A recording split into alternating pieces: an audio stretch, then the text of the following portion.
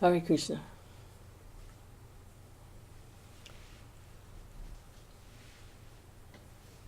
We'll just continue on reading from the Bhagavatam.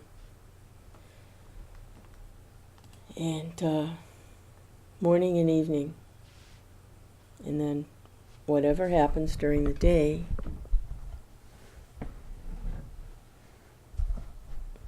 we'll be more well equipped to deal with in a Krishna conscious way than if we didn't read or chant.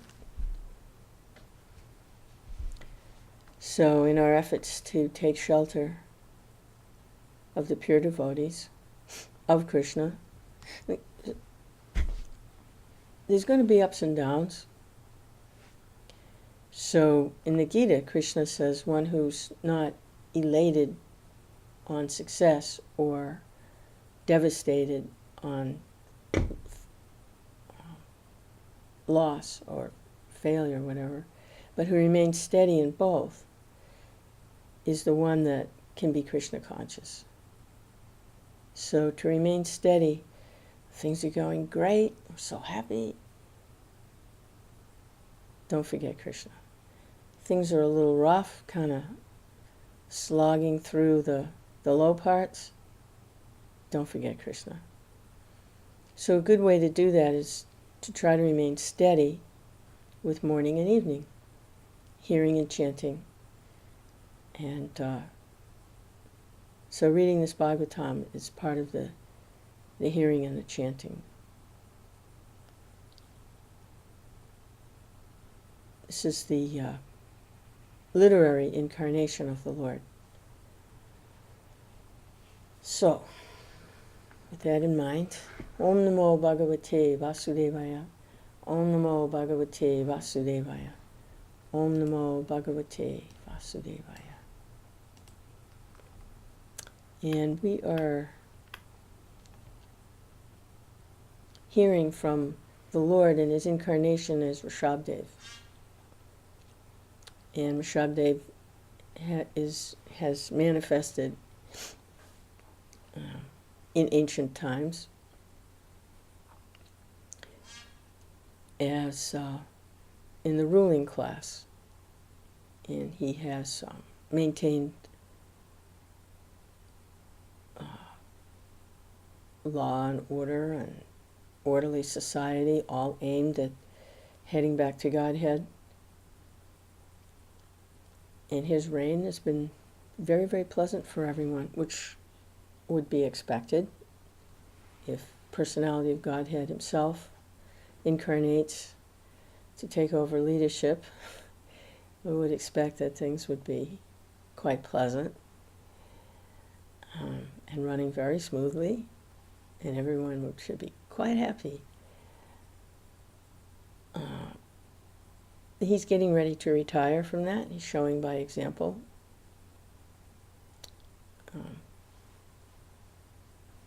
How these things work. So he's getting ready to retire from management position, and he's turning the kingdom over to his sons, who are also great devotees of the Lord. And so these are some of his instructions, very, very good instructions for everyone. We get to overhear these instructions. Okay. So this is text 27. The true activity of the sense organs, mind, sight, words, and all the knowledge gathering, working senses, is to engage fully in my service. Unless his senses are thus engaged, a living entity cannot think properly, or cannot think of getting out of the great entanglement of material existence, which is exactly like Yamaraja's stringent rope. Srila Prabhupada's commentary. As stated in Narada Pancharatra, Sarvopadi vinirmuktam tat partvena nirmalam rishikena rishikesha sevanam bhaktiruchate. This is the conclusion of bhakti. All the time, Lord Rishabhdev had been stressing devotional service, and now he's concluding by saying that all the senses should be engaged in the Lord's service. There are 5 senses by which we gather knowledge, and 5 senses with which we work. These 10 senses and the mind should be fully engaged in the Lord's service. Without engaging them in this way, one cannot get out of the clutches of Maya.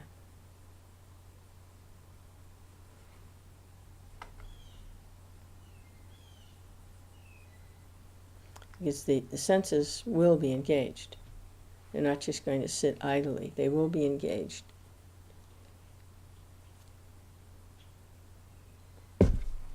So, by engaging them in Krishna's service, the Lord's service, they won't be engaged in service of the illusory energy. In other words, to not be engaged in the Lord's service means they're engaged for their own sake. Hearing just for the sake of hearing. In other words, just for sense gratification. But by hearing as a devotional service to the Lord, then that hearing is being engaged properly.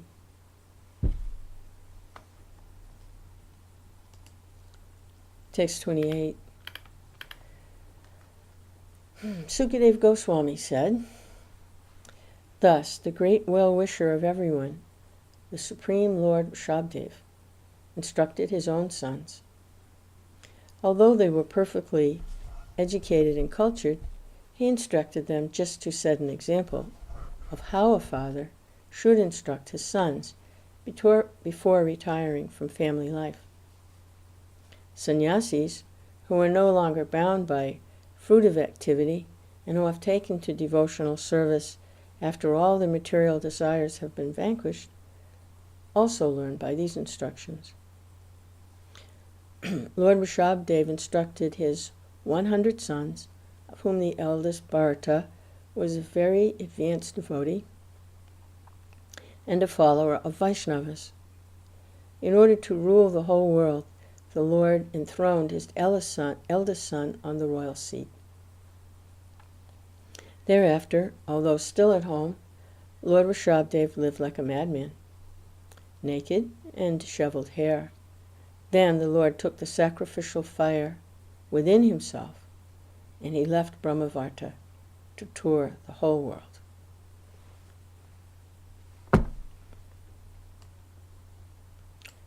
Prabhupada's commentary. Actually, the instructions given to Lord Rishabhdev's sons were not exactly meant for his sons, because they were already educated and highly advanced in knowledge. Rather, these instructions were meant for sannyasis who intend to become advanced devotees. Sannyasis must abide by Lord Rishabhdev's instructions while on the path of devotional service. Lord Rishabhdev retired from family life and lived like a naked madman, even while still with his family.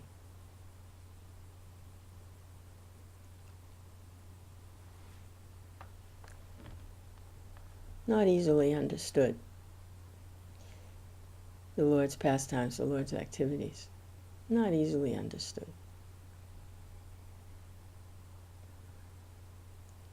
But it's interesting here that Prabhupada's saying that these particular instructions of Rishabhdev for his sons, these particular instructions are meant for sannyasis.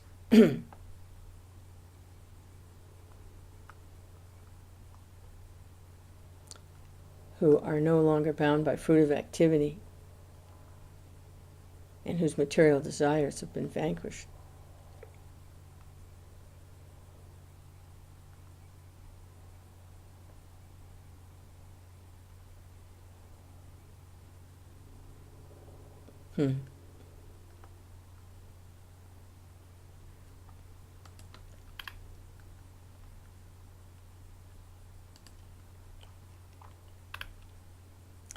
Text 29. After accepting the feature of avadut, a great saintly person without material cares, Lord Vyāsadeva passed through human society like a blind, deaf, and dumb man, an idle stone, a ghost, or a madman. Although people called him such names, he remained silent and did not speak to anyone. We see this from time to time in the incarnations of the Lord. We see a similar kind of total abandon in Lord Chaitanya, also a kind of madness. These things are to be imitated. And I was just reading recently also in one of the Acharya's scriptures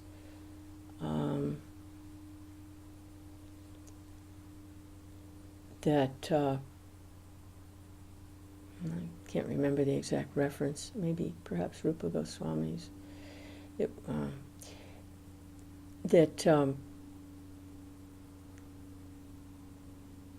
later stages of love of Godhead, this material body cannot contain properly. Up to a certain level of love of God,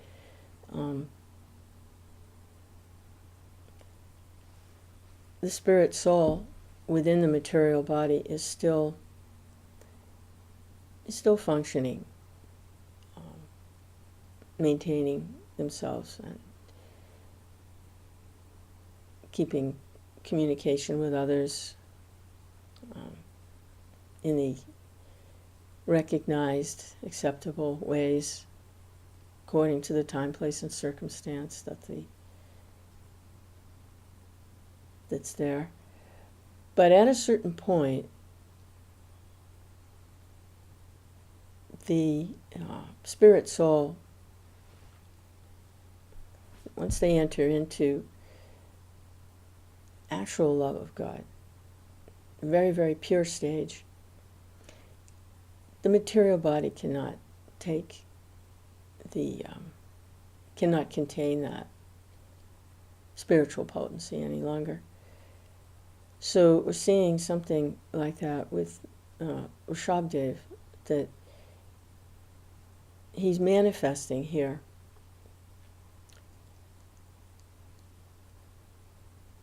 how the spirit has nothing to do with the material energy, nothing to do with the material world, nothing to do with material society, nothing to do with birth, death, old age, or disease. In fact, the material body isn't needed at all, either the mind or the gross manifestation of the senses. The subtle manifestation being the mind, the intelligence, and the ego. And the gross manifestation being fashioned from earth, water, fire, air, and ether. So the spirit soul, in pure state, in loving devotional service to the Lord, has nothing to do with the gross or the subtle material manifestation of a material body. So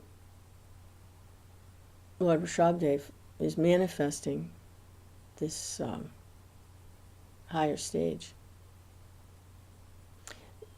We see how sometimes these spiritual personalities, either great, great, great devotees on very high level of love of God, or the Lord himself in his different incarnations, will manifest something like this. We see it with Lord Chaitanya, his kind of transcendental madness and love of God toward the end of his pastimes. And here with Lord Vyāsadeva, we see it. And also Sukadeva Goswami, in his transcendental madness, was wandering with no concern for even clothing, food, and he was being laughed at and taunted by people who didn't understand his situation, who he was. They would throw things at him, but he's completely indifferent. It didn't matter. It didn't matter. Not simply because he knew he wasn't his body, not simply that, but because he was situated in his spiritual body in relationship to loving service to the Lord, which cannot be perceived by material eyes. Can't be perceived materially. So the persons who are completely absorbed in material identification had no way to perceive his existence on this higher plane, although his body was here. So with Sukadeva Goswami, but he was recognized, his transcendental position was recognized when he appeared in the assembly of sages on the bank of the Ganges. And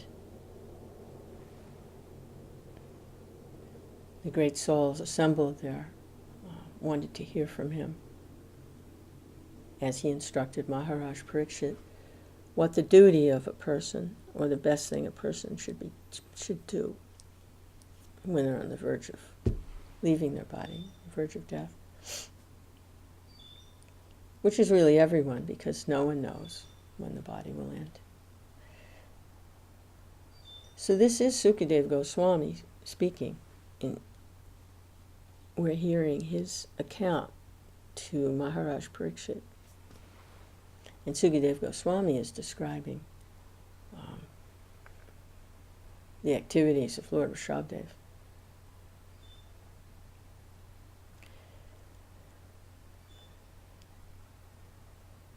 All right, so Prabhupada's commentary. The word avadut refers to one who does not care for social conventions, particularly varnashram dharma. However, such a person may be situated fully within himself and be satisfied with the Supreme Personality of Godhead on whom he meditates.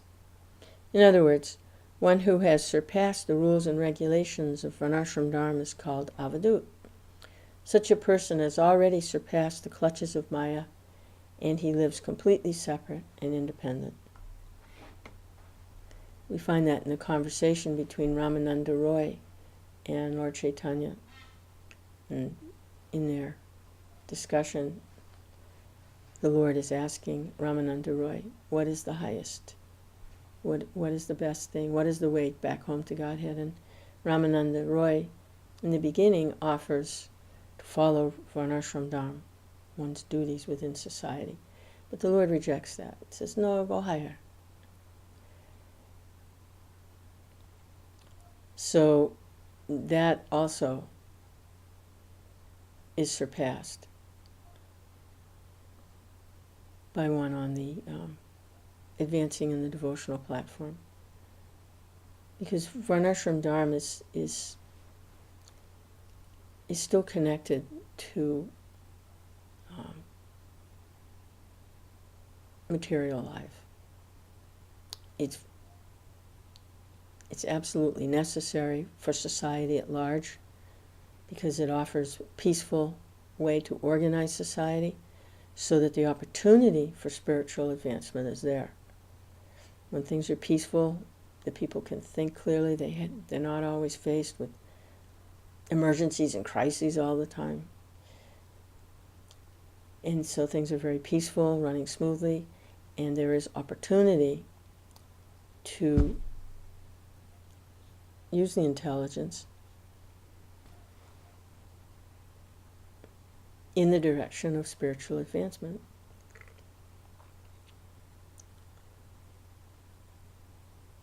But then when there's spiritual advancement, the varnashram dharma is actually surpassed. And that's what we're seeing here with Lord Rishabhdeva's manifestation of, which appeared like madness. He appeared blind, deaf, and dumb, an idle stone, a ghost, or a madman. But actually he was totally absorbed in transcendence, totally absorbed in meditation in devotional service to the Lord. We see that meditative state in other places also. Yes, that was Shaunaka Rishi.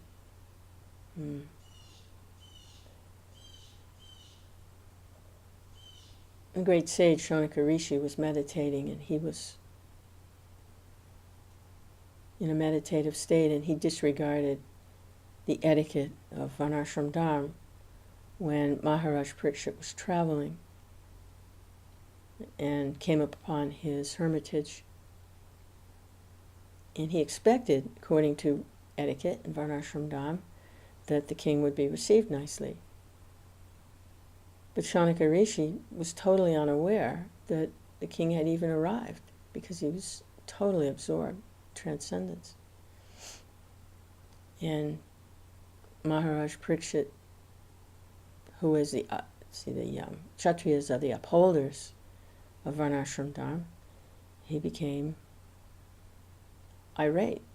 Well, that was his service, was to uphold Varnashram Dharma. And this sage didn't honor Varnashram Dharma, didn't honor the presence of the king. And he, in his anger and his frustration, he put a dead snake around the sage's neck to show that the sage was not behaving properly. So he punished him like that, disrespected him. Not because he himself felt disrespected, but he felt that the whole Varnashram Dharma had been disrespected by this sage who was supposed to be showing by his example the path of transcendence for others. And what was he just sitting there? He didn't offer him a seat. He didn't even acknowledge his presence. So that unfortunate situation took place, and then Shaunaka Rishi's son, small child, playing nearby, saw what happened. And because he was empowered as the son of a great sage, a great son, a Brahmin, he did know how to use mantras, and he manufactured a curse using mantras that the king would die in 7 days. So that's why we're hearing Bhagavatam. But there is something higher than Varnashram Dharma. And it's interesting that this Bhagavatam is being spoken because of this discrepancy in Varnashram Dharma that took place thousands of years ago. And the sages could understand that there had to be something more than Varnashram Dharma available for the people.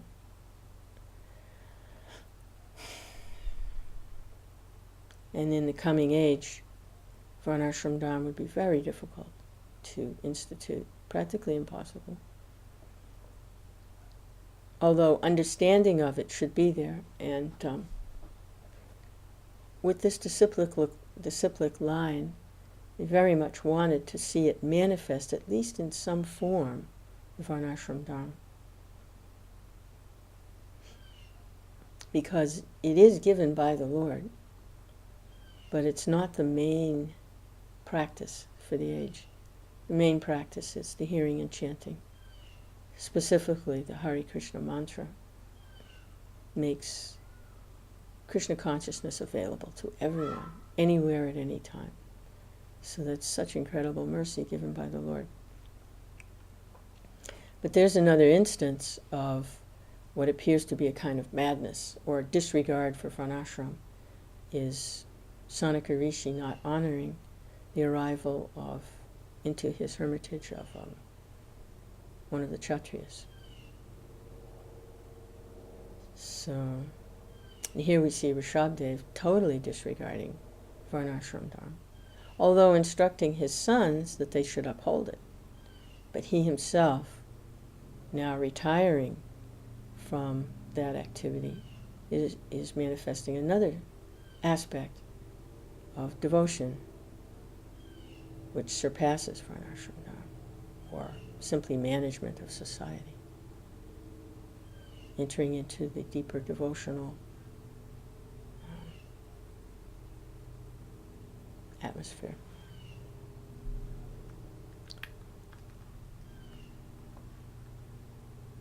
Text 30. Vyāsadeva began to tour through cities, villages, mines, countrysides, valleys, gardens, military camps, cow pens, the homes of cowherdmen, transient hotels, hills, forests, hermitage. Wherever he traveled, all bad elements surrounded him, just as flies surround the body of an elephant coming from a forest. He was always being threatened, beaten, urinated upon, spat upon. Sometimes people threw stones, stool, and dust at him. Sometimes people passed foul air before him. Thus people called him many bad names and gave him a great deal of trouble. But he did not care about this, for he understood that the body is simply meant for such an end. He was situated on a spiritual platform, and being in his spiritual glory, he did not care for all these material results, material insults. In other words, he completely understood that matter and spirit are separate. He had no bodily conception. Thus, without being angry at anyone, he walked through the whole world alone. Hare Krishna. So who can do that? Only the Lord could do that. Oh my goodness. Sometimes we see a similar kind of detachment in great devotees like Haridas Thakur. He was beaten dragged through marketplaces and beaten, say, 21 times. Take him to a marketplace and in public view beat him. Then drag him to another marketplace in public view, beat him. After one such beating, most people would be dead, or 2 or 3 at the most. It's 21 times still going through this torture, insult, and pain and suffering. How could he do that? Because he was situated on a spiritual platform. He's not identifying with this material body. So, most of us, we have a long way to go before we would be able to function on that platform. But at least we can hear about it. And that should help us get some perspective on how great this devotional service is.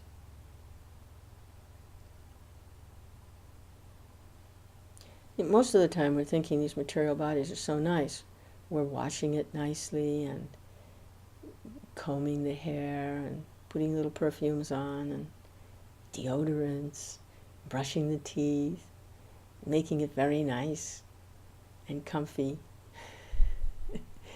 which is really kind of important if a person isn't on such an elevated platform that they could tolerate this kind of abuse. It's really important that the body be clean and comfortable so that they can peacefully hear, because there's still some bodily identification.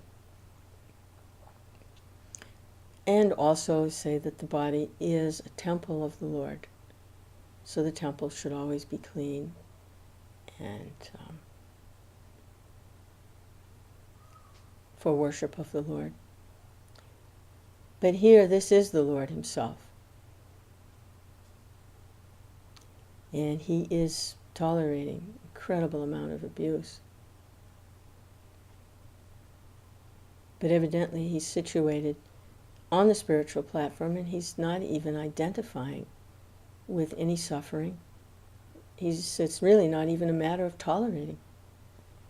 He's just not identifying with it. It's just not him.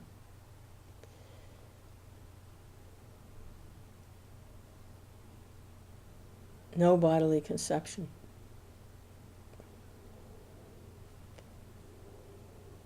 Which is interesting, how to understand this pastime. Because when the Lord appears, he doesn't appear in a material body. His body is completely spiritual. So what these people who are immaterial concept of life are seeing is not actually the Lord.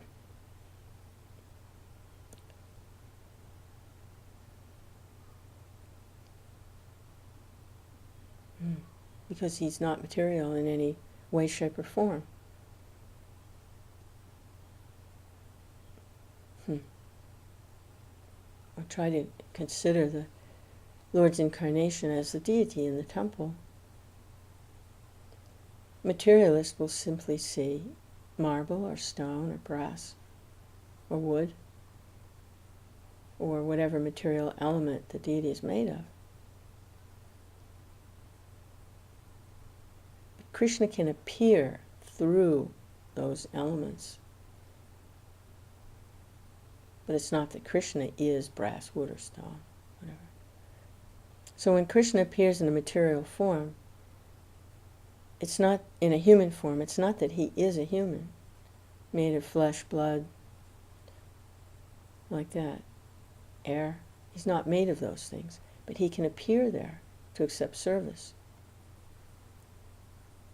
So here he's accepting, well, he's not accepting because he's not even acknowledging. Just see how merciful he is. He's not even acknowledging these offenses.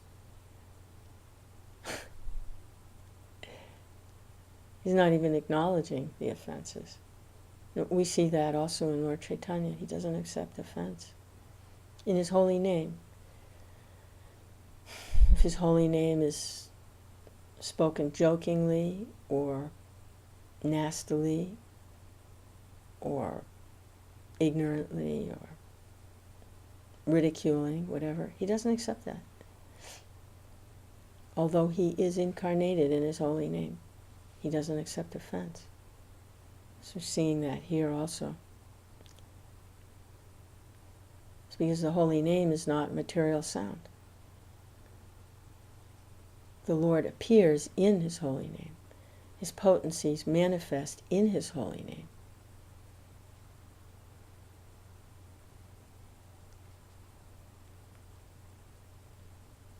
It's very interesting how the Lord does like that. So here he's not angry at anyone, and he's walking throughout the whole world alone. Here's Prabhupada's commentary. Narottam Das Thakur says, when a person fully realizes the material body and world are temporary, he's not concerned about pains and pleasures of the body. As Sri Krishna advises in the Gita, Matra sparsas kaunteya sitosna sukadukada agamapai no nityas tam titikshasva bharata. O son of Kunti, the non-permanent appearance of happiness and distress, and their disappearance in due course, are like the appearance and disappearance of winter and summer seasons. They arise from sense perception, O scion of Bharat. One must learn to tolerate them without being disturbed.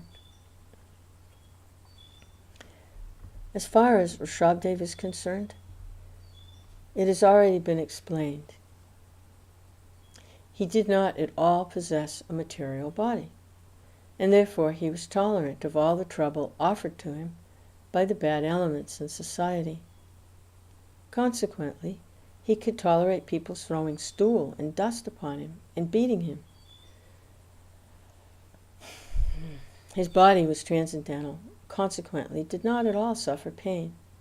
He was always situated in spiritual bliss. Ishvara sarva bhutanam hridesharjuna tishtati brahmayan sarva bhutani yantravudani maya. Supreme Lord is situated in everyone's heart, O Arjuna, and is directing the wanderings of all living entities who are seated as on a machine made of material energy. Since the Lord is situated in everyone's heart, he's in the heart of hogs and dogs also. If hogs and dogs in their material bodies live in filthy places, one should not think that the Supreme Personality of Godhead in his Paramatma feature also lives in a filthy place. Although Lord Rishabhdeva was maltreated by bad elements of the world, he was not at all affected. Therefore it is stated here, he was situated in his own glory. He was never saddened due to being insulted in the many ways described above.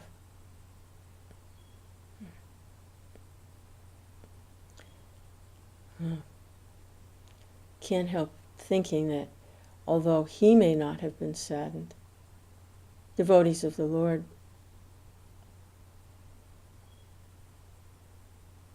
would not like to see such a thing.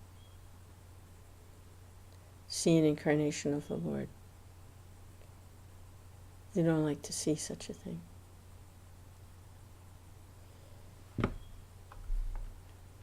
I can't help thinking that. Text 31. Lord Rishabhdeva's hands, feet, and chest were very long. His shoulders, face, and limbs were all very delicate and symmetrically proportioned. His mouth was beautifully decorated with his natural smile, and he appeared all the more lovely with his reddish eyes, spread wide like the petals of a newly grown lotus flower, covered with dew in the early morning. The irises of his eyes were so pleasing that they removed all troubles of everyone who saw him. His forehead, ears, neck, nose, and all his other features were very beautiful. His gentle smile always made his face beautiful, so much so that he even attracted the hearts of married women. It was as though they had been pierced by the arrows of Cupid. About his head was an abundance of curly, matted brown hair. His hair was disheveled because his body was dirty and not taken care of. He appeared as if he were haunted by a ghost.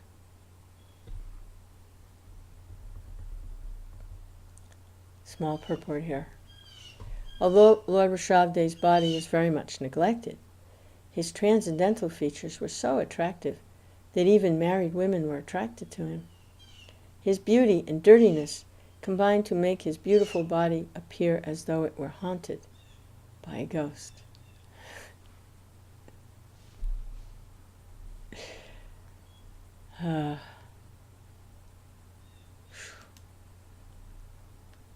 Text 32.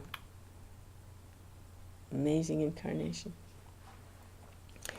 When Lord Rishabhdeva saw that the general populace was very antagonistic to his execution of mystic yoga, he accepted the behavior of a python in order to counteract their opposition.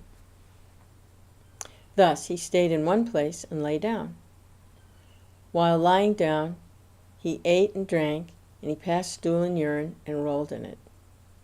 Indeed, he smeared his whole body with his own stool and urine so that opposing elements might not come and disturb him. Hare Krishna. Hare Krishna. Hare Krishna. Krishna. We see how sometimes also the great devotees don't want to be disturbed in their meditation. Gorkha Shordas Babaji, he did some very unusual things that would deter those who were not actually seeking pure love of God from disturbing him.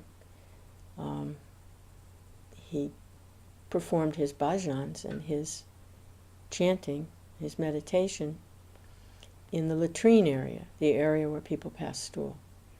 So people generally, they go there because they have to, but then they leave as soon as they can, because it's a foul area.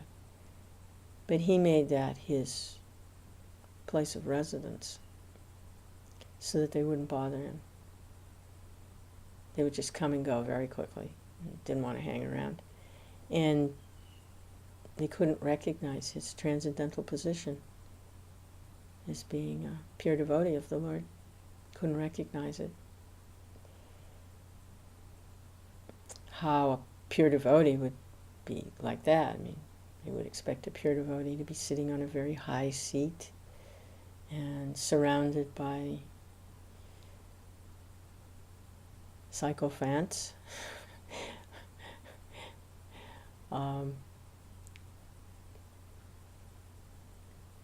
that they would recognize as being, oh, a great soul, surrounded by a lot of people singing their glories, which a lot of times a pure devotee is in that position, and the glories that are being sung are genuine. But that's not the distinguishing feature of a pure devotee, is that they always appear like that. The distinguishing feature is they're absorbed in loving transcendental devotional service to the Lord, which cannot be perceived with material eyes. So it may manifest a little differently in some cases. The case of Gaura Das Babaji, he appeared in quite a different setting. And that was because he didn't want to be disturbed.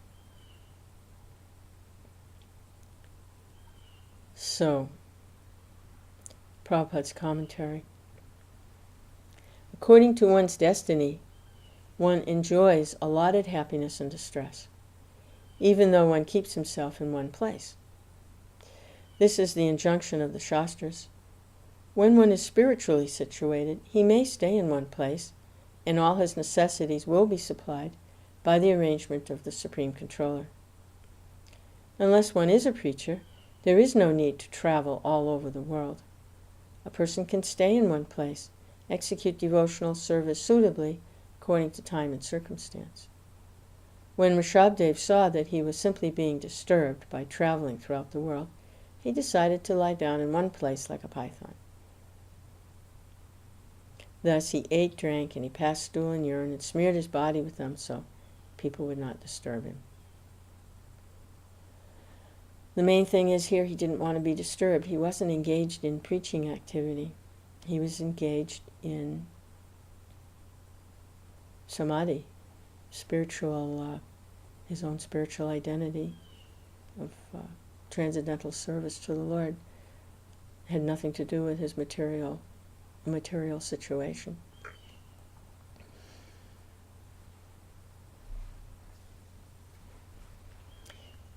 These things are not to be imitated.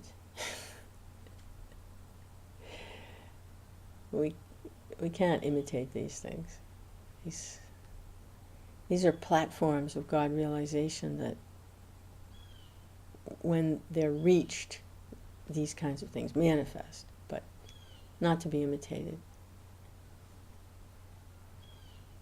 And I'm wondering here if perhaps the Lord is manifesting this pastime so that when those of us who hear about it, who are not genuinely desiring transcendence, might take this an opportunity to abandon the pursuit of Krishna consciousness, because hearing that sounds so distasteful because of identification with the material body. So those of us that are hearing now, generations and generations later, and generations to come, will hear this Bhagavatam. If we might not be like those people who could not see and understand the transcendental nature of Lord Rishabhdev, and when we hear, oh, stool, body smeared with stool and people throwing things, and I don't think I want to be a devotee of Krishna if that's what that means. Like Gaura, he didn't want to be disturbed by persons who are not sincere in their endeavor to actually transcend the material nature. I'm wondering if there isn't an element of that there. Also, when we hear about the transcendental madness of the later pastimes of Lord Chaitanya, if that might also turn some people away, that he was rolling on the ground and gnashing his face, and sometimes he was bleeding, and he would go into ecstasy and he would lose consciousness, and saliva would come out of his mouth like foam, and we hear about these physical manifestations. If that might not also serve as a bit of a deterrent, or, as they say, separate the wheat from the chaff, of those that sincerely want to go back home, back to Godhead, might hear those kinds of things and decide, well, maybe this isn't for me. I want the Krishna that's like the Santa Claus, the one that gives good stuff for me to make my material existence a little more comfortable. I want that Krishna. I don't want this Krishna. So there may be a little bit of an element of that in there too. How truly transcendental love of God is to the material plane.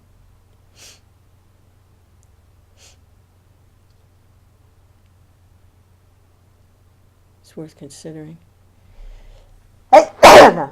Yeah, excuse me. Text 33.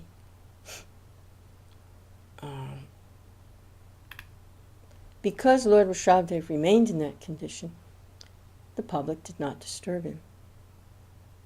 But no bad aroma emanated from his stool and urine. Quite the contrary. His stool and urine were so aromatic, they filled 80 miles of the countryside with a pleasant fragrance. So there we go. Those extraordinary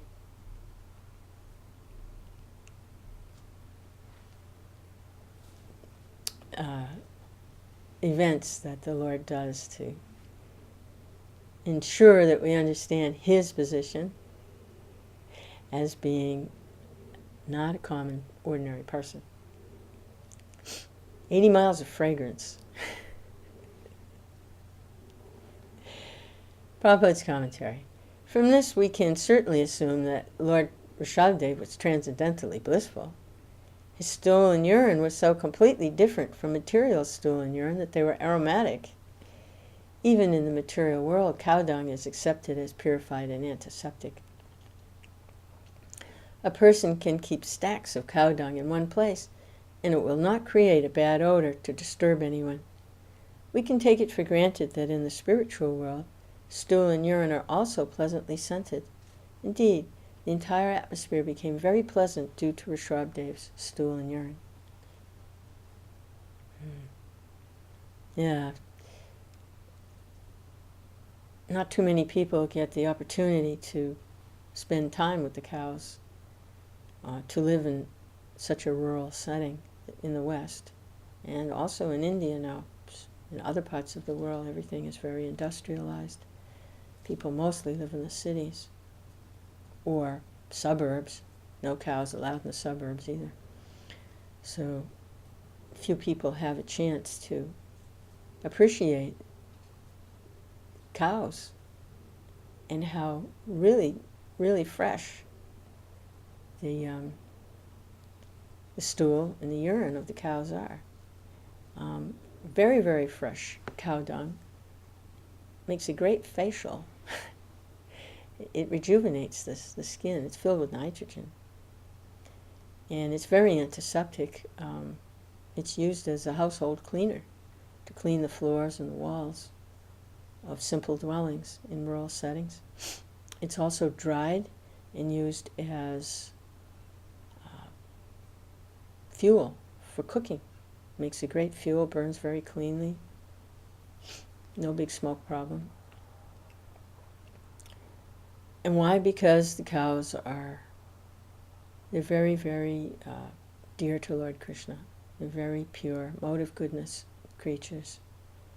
And of course in the age of Kali Yuga, the abuse is outstanding. It's just overwhelming, the abuse. This kind of abuse undoubtedly couldn't really have even been envisioned by the saints and sages at Naimisharanya.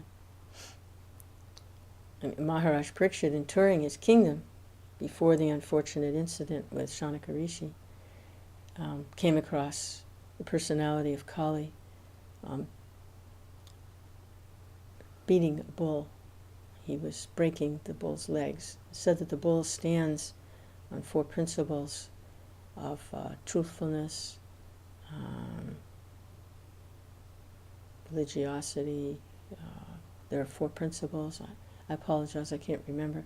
But the bull was standing on one leg only. I think one of the legs is mercifulness. It's in the first canto. I'd have to look it up. It's been a while. But the bull is like the personification of religiosity. And his legs were being cut out from under him. And I think there was only one leg he was still standing on, which may have been truthfulness. As I said, I have to look it up. Anyway, Maharaj Parikshit, this was unheard of, to treat a cow or a bull like this in his kingdom. Completely unheard of. It was the first appearance of it, and he came across this personality of Kali doing this.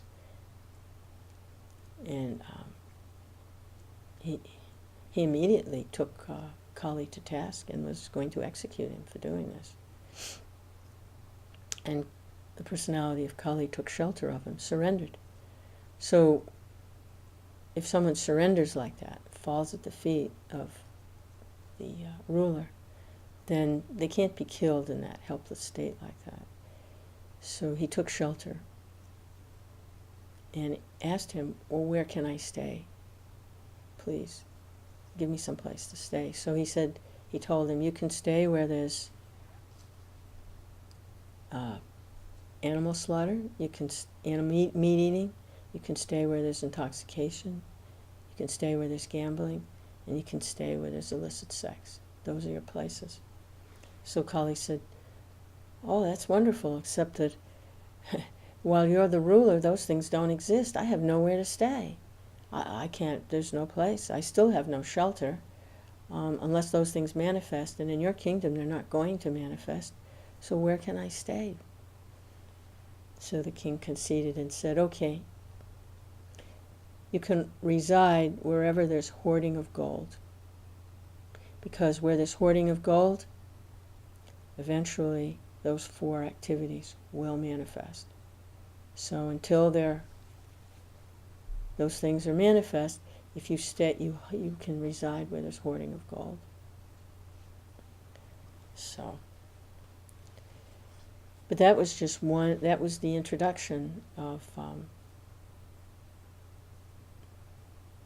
That was the first time that a cow or a bull was seen being abused like that.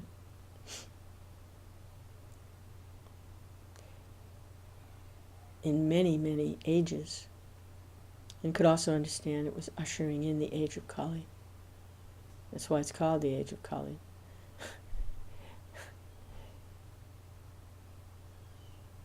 He has lots of nice places to live now. It's become his age. And Maharaj Parikshit is only with us in his good instructions. But he's not, Maharaj Parikshit's kingdom is certainly not manifest now. Kali's kingdom is manifest. So the cow and the bull, they're so... Another thing about the cow and the bull is that they're very necessary for agricultural society. If you have an industrial society where the farming is done with machinery, which runs on the petrol fuels, which feeds the industrial civilization, this petrol fuel is fueling the industrial society, industrialization of the world. Literally, it's fueling it. That's producing the industrial society with the big cities and all the manufacturing and all the pollution.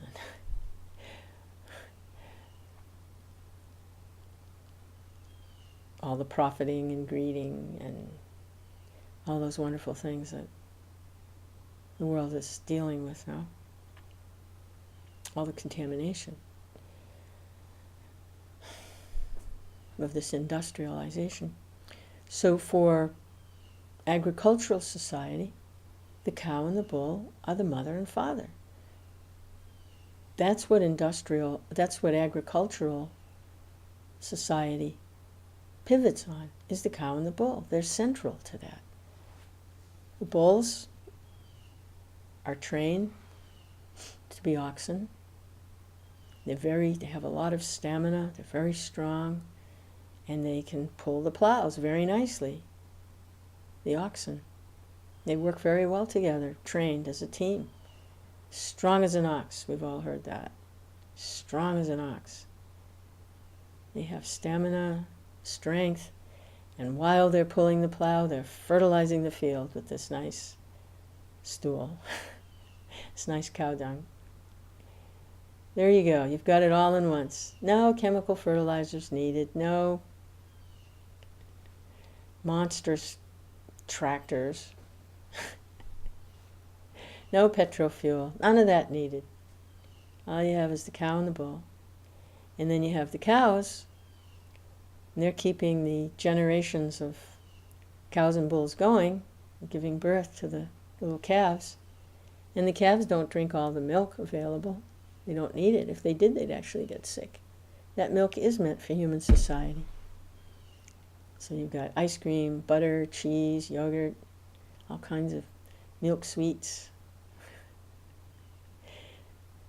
So that's the agricultural society, and that is the smooth-running society. From that society, then you can have Varnashram Dharma. Because the Brahmins have the ghee necessary to perform sacrificial fires, and the different sacrifices and ritualistic performances. The cows and the bulls. So what do we have here in this age? We have the cows and bulls are being slaughtered and eaten. Not very good. And industrialization is rampant, and contamination in the atmosphere, in the land, in the water, in the sky is beyond imagination. So talk about this pure stool and cow dung like being natural fertilizer. The other animals are useful too, the water buffalo and the donkeys and the horses. I mean, they're all meant for serving like that. They're all meant for that. Transportation, they're all meant for that. That's their service. They're meant for that. And to be taken care of nicely, and to be rendering service.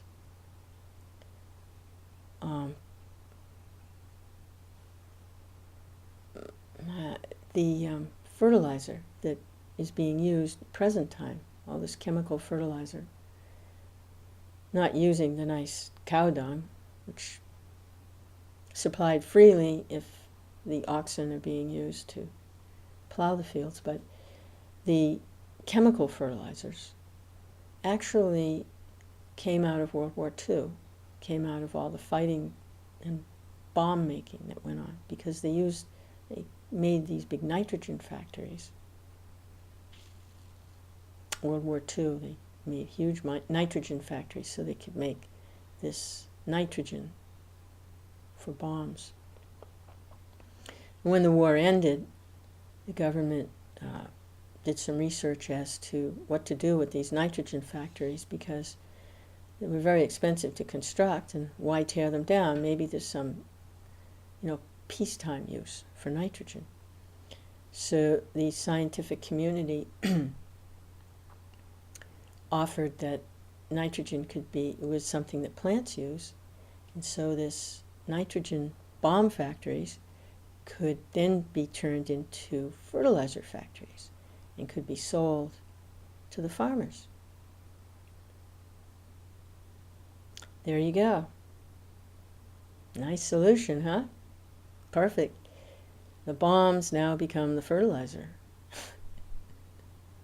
Because this is artificial nitrogen. It's not the same as the organic compounds found in the cow's and bull's wonderful gift of cow dung. This is artificially, chemically produced. And what the farmers found was that it was affecting their animals for reproduction. The animals were becoming sterile. They couldn't reproduce, eating the grains and grasses that had been treated with this chemical fertilizer. So then another scientific project took place, and they came up with adding artificial hormones. Don't take away the bomb-made nitrogen. Just add some artificial hormones to the mix. So there's a term for this. It's called Maya Sakaya, where you think you're finding a solution to one thing, but you're actually complicating the problem. You're making another problem. You're solving one problem by making another problem. So the way all problems are solved is by engagement in Krishna consciousness.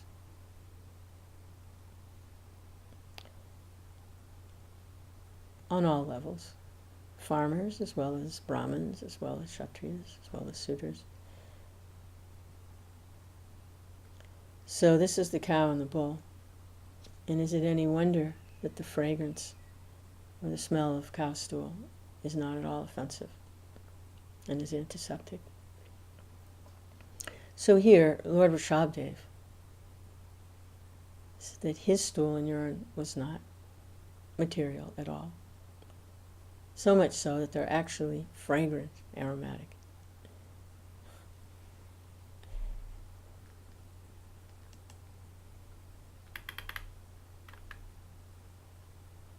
Text 34. In this way, Lord Rishabhdev followed the behavior of cows, deer, and crows. Sometimes he moved or walked, and sometimes he sat down in one place. Sometimes he lay down, behaving exactly like cows, deer, and crows.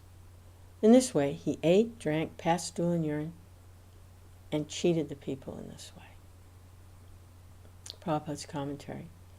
Being the Supreme Personality of Godhead, Lord Rishabhdev possessed a transcendental spiritual body. Since the general public could not appreciate his behavior and mystic yoga practice, they began to disturb him. To cheat them, he behaved like crows, cows, and deer.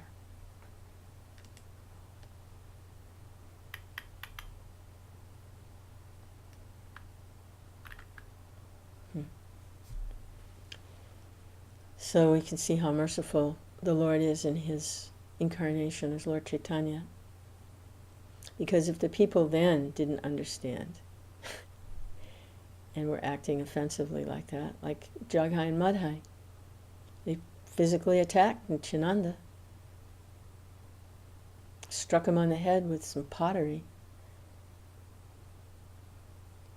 caused him to bleed like that. Talk about not understanding. In this age, everyone is like Jaghai and Madhai. Everyone is like those people that are not appreciating the transcendental nature of Rishabhdev. So, how merciful is Lord Chaitanya that Rishabhdev avoided them. And it said in that way he cheated them.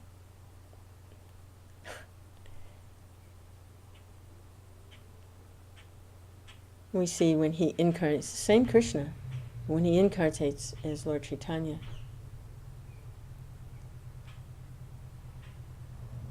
he shows his magnanimous nature, and he delivers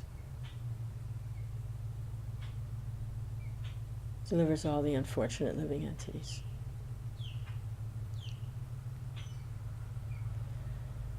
So, I guess we can stop there. Ma Om Vishnu Padaya Krishna Prasthaya Bhutale Shrimate Bhaktivedanta Swami Tirame Namaste Saraswati Devi Gauravani Pacharni Nivishesa Sunyavadi Paskitari Satarni. Glories to Shri